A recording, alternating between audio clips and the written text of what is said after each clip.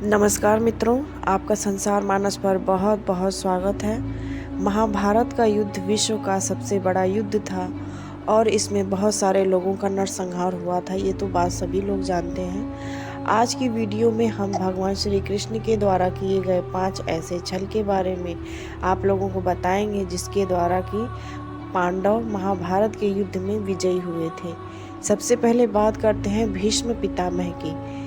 भीष्म पितामह ने ये प्रतिज्ञा की थी कि वो कभी भी नारी के ऊपर अस्त्र या शस्त्र से प्रहार नहीं करेंगे और श्री कृष्ण उनकी इस प्रतिज्ञा को भली भांति जानते थे।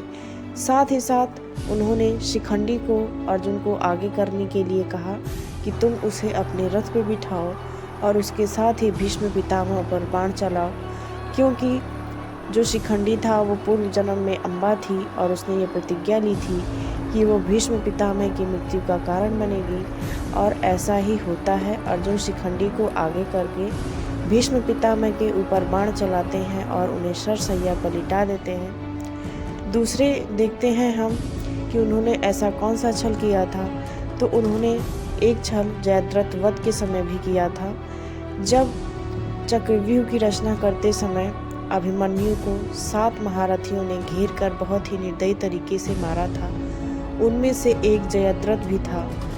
अर्जुन जब वापस आते हैं तो अपने पुत्र की मृत्यु का समाचार पाकर वो शोकाकुल हो जाते हैं और वो ऐसी प्रतिज्ञा करते हैं कि दूसरे दिन युद्ध में सूरज डूबने से पहले ही वो जयद्रथ का वध कर देंगे।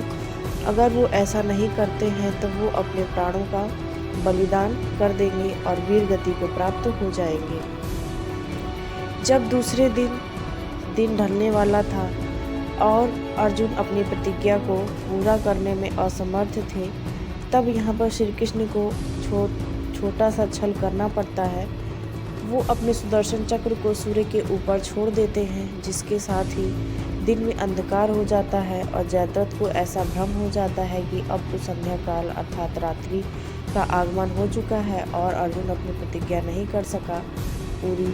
तो वो कहता है अट्टहास करते हुए कि अब तो तुम्हें अपने प्राणों का त्याग करना पड़ेगा। लेकिन साथ ही साथ इसी समय श्री कृष्ण चक्रव्यूह की प्रतिज्ञा को अर्जुन को याद दिलाते हुए सूर्य से उसका प्रकाश वापस दे देते हैं और दिन हो जाता है। साथ ही साथ अर्जुन जयद्रथ का वध कर देते हैं और वध करने के साथ ही उनकी प्रतिज्ञा पूरी होती है।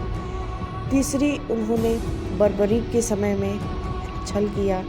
बर्बरीक एक ऐसे योद्धा थे जो संपूर्ण महाभारत के युद्ध को सिर्फ 5 मिनट में ख़त्म कर सकते थे। उन्होंने बर्बरीक को ऐसा करने से रोक दिया और उन्होंने महाभारत में अर्जुन की विजयी पक्का कर दी। एक छल उन्होंने दुर्योधन के समय भी किया। गांधारी चूँकि अपनी आंखों पर पट्टी बांधे रहती थी और उन्हें अगाध शक्तियाँ प्राप्त थीं, उन्होंने सोचा कि मैं अपनी शक्ति का क्यों न सदुपयोग करूं और उन्होंने दुर्योधन को अपने समक्ष नंगा आने के लिए कहा।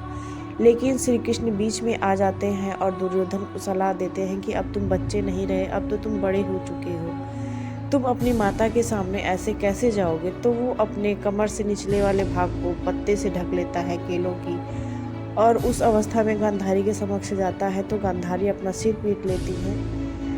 उनके ऊपर का जो पूरा शरीर था वो तो वज्र जैसा हो जाता है, लेकिन नीचे का जो शरीर था वो वैसा ही रह जाता है, जो कि अंत में उनकी मृत्यु का कारण बनता है।